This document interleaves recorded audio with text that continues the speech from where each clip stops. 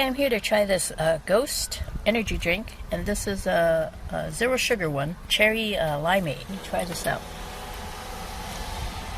Well, it does have a cherry and limeade taste. This still has that little bit of energy drink, aftertaste. And there are 10 calories in here and 100% of your B vitamins and also vitamin C. 200 milligrams of natural caffeine. But this is actually a pretty good one. It only has a little bit of that energy drink taste at the end.